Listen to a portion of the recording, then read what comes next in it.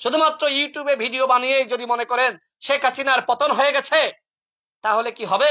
ভারতীয় আধিপত্য এবং আগ্রাসনের বিরুদ্ধে গণ অধিকার পরিষদের চেয়ে রাজপথে কর্মসূচি বেশি আর কোন দল পালন করে নাই। গত 15 বছর এই উপদেষ্টাদের মধ্যে একজন যদি রাজপথে থাকে, তিনি হলেন ডক্টর আসিফ নজরুল স্যার। নরেন্দ্র মোদী বাংলাদেশে আসবে, এই কারণে আমাদের নামে মামলা দেওয়া হয়েছিল, আমাদের সহযোদ্ধাদেরকে গ্রেপ্তার করা হয়েছিল, রিমান্ডে নির্যাতন করা হয়েছিল। সেই মামলায় এখনো আমার বিরুদ্ধে 2টা ওয়ারেন্ট। গতকাল রাতেই আমাদের ছাত্র অধিকার পরিষদের নেতৃবৃন্দরা ঢাকা বিশ্ববিদ্যালয় এবং এই পল্টনে তার প্রতিবাদে ইনস্ট্যান্ট বিক্ষোভ মিছিল করেছে এবং প্রতিবাদ জানিয়েছে। আমরা দলের পক্ষ থেকে আনুষ্ঠানিকভাবে আমরা আজকে এই সংবাদ সম্মেলন করছি। আমরা আমাদের নেতাকর্মীদের বলবো, আপনারা সোচ্চার থাকুন।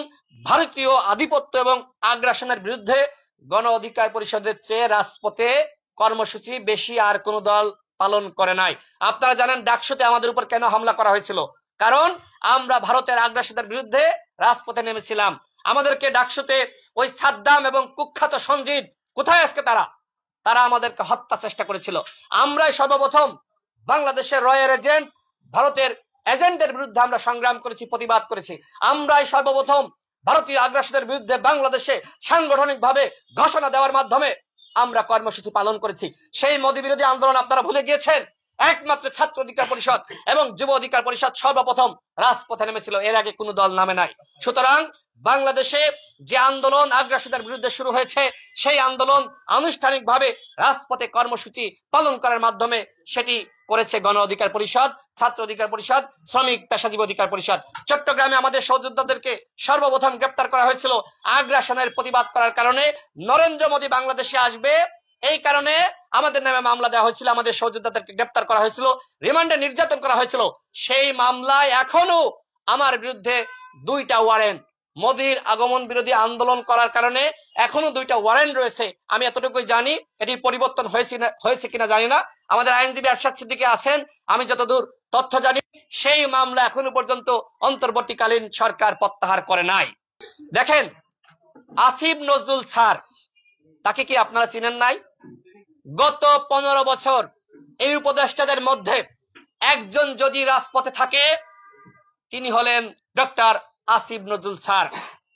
3 আগস্ট, 4 আগস্ট যাকে আপনারা ছাত্রদের সাথে হাতে হাত রেখে মাঠে রাজপথে মিছিল করতে দেখেছেন, তিনি হলেন সেই আসিফ নজরুল স্যার। আমাদের 2018 সালের কোটা সংস্কার আন্দোলনের আহ্বায়ক হাসান আল মামুন আছে, এই হাসান আল মামুনের হাত ধরেই মিছিল করেছিল আসিফ নজরুল স্যার। সুতরাং আজকে তার বিরুদ্ধে যারা গুজব রটাচ্ছে, তাদের কাছে আমার প্রশ্ন, বাংলাদেশে আসেন, আন্দোলন করেন, দেখেন কত কঠিন। আমরা ঘরে ঘুমাতে পারি নাই। এই যে অভ্যুত্থানের সময় আমার একমাত্র ছেলে সন্তান সদ্য ভূমিষ্ঠ, তিনি অসুস্থ হয়েছিলেন, হাসপাতালে ভর্তি করার সময় আমি বাবা যেতে পারি নাই। আমাদের কত সংগ্রাম, কত ত্যাগ, এই ত্যাগের সাক্ষী আসিফ নজরুল এবং আসিফ নজরুলের ত্যাগের সাক্ষী গণ অধিকার পরিষদের নেতৃত্ব। আমি নিজে আসিফ নজরুল স্যারের বাসায় গিয়ে আমি শুনেছি গেটের দারোয়ানের কাছ থেকে যে আসিফ স্যার বাসায় থাকেন না, আসিফ স্যার বাসায় থাকতে পারেন না। তিনি তার বক্তব্য স্পষ্ট করেছেন যে তিনি ওই সময় সেনা হেফাজতে ছিলেন, নাকি তিনি অন্য একজন শিক্ষকের বাসায় তিনি লুকিয়েছিলেন। আসিফ স্যার বলেছেন যে আমরা ঘরে ঘুমাতে পারি নাই। আজকে তার বিরুদ্ধে নানান ধরনের ষড়যন্ত্র শুরু হয়েছে। আমরা মনে করি এই ষড়যন্ত্র অন্তর্বর্তীকালীন সরকারকে অস্থিতিশীল করার ষড়যন্ত্র। আপনারা দেখবেন সব থেকে বেশি আওয়ামী লীগ প্রপাগান্ডা ছড়িয়েছে কার বিরুদ্ধে?